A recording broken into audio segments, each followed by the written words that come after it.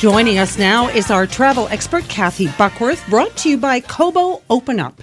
Kathy is often out of the country doing exciting things, and this week she's going to share the travel trends for 2017. 2016 was an interesting year for travelers, especially Canadian travelers. A bit of turmoil.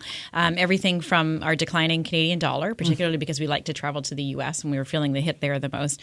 Fears over terrorism. I mean, that is very big on people's minds this year. And sort of a general uneasiness with the results of the U.S. election. These are all things that are causing us to say, well, I don't know what I want to do this year, what I always do the other year. So I got some research from a variety of places, actually from the Family Travel Association, from Expedia.ca, and from the Conference Board of Canada. So this is a bit of a mixture of what they're seeing for next year. So if upward trends from 2016 continue into next year, the following cities saw the biggest percentage increase. Does anyone have an idea what number one was? It's such a, I think, a random place, but everyone I know is going there.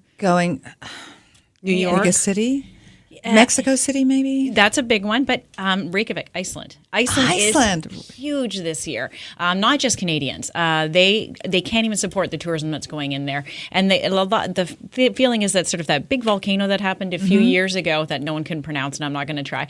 But it put Iceland on the map, so to speak. People said, hey, it's pretty beautiful there, besides the fact that happened there. And so it really started building momentum from there. And the Prime Minister's wife is actually Canadian, which is kind of interesting. So it's been a really interesting build over there, and tons of people going there. Actually, I know a bunch of people who are having stags there because it's very reasonable to go. Right. Very reasonable when you get there. It is. And you just can't get a hotel right now. Yeah, and then they're getting their Instagram picture in the Blue Grotto or something. Yeah. You know, the swim-up bar. Exactly. Yeah. So very popular spot. Number 2 on the list, this one surprised me, and I'm not sure why it is, Casablanca in Morocco. I mean, very the exotic romance, and maybe. romance. Cebu, the Philippines, Nairobi, Kenya, Tokyo, Japan, all of these huge growth from Canadian travelers in the last year. Eric Alper is in Kenya right now. That's right. Now. Yeah, and I have another friend who's going in a couple of weeks as well.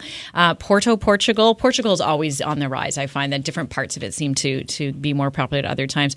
Belgrade, Serbia, and Naples, Italy. So these are the top international destinations that we saw growth out of for Canadians. So if you're planning a trip there next year, you're very trendy. How's that? You already know what's happening.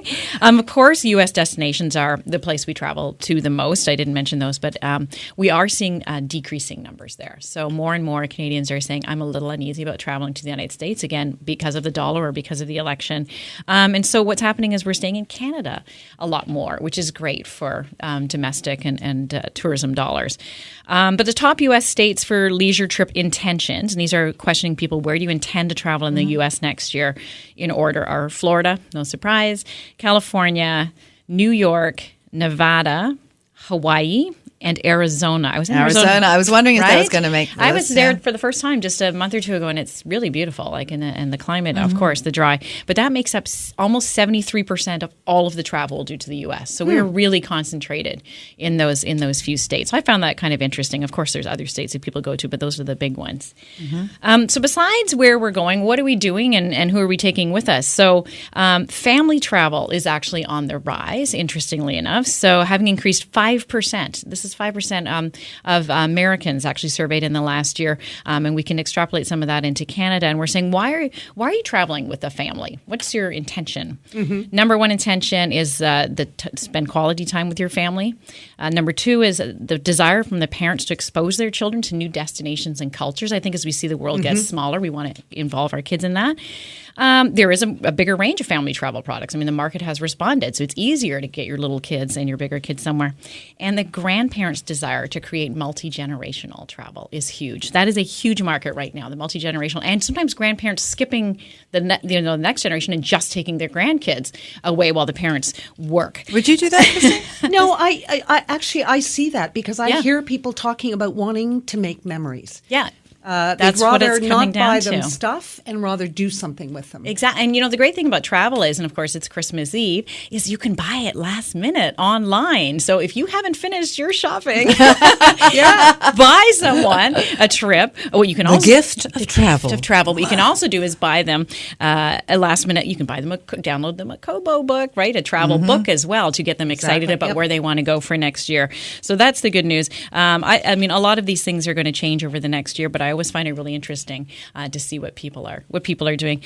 Millennial parents are still struggling with taking their younger kids on holidays, and we expect that trend to turn around next year as they get more comfortable as well.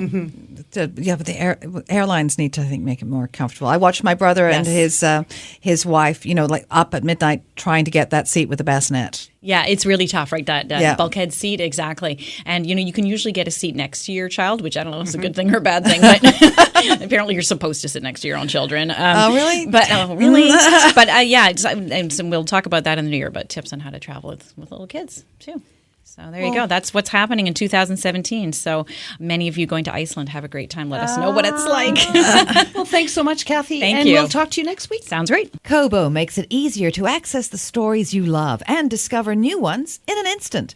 Over 5 million ebooks, a personalized reading experience, and points earned with every purchase. Visit kobo.com today and open up.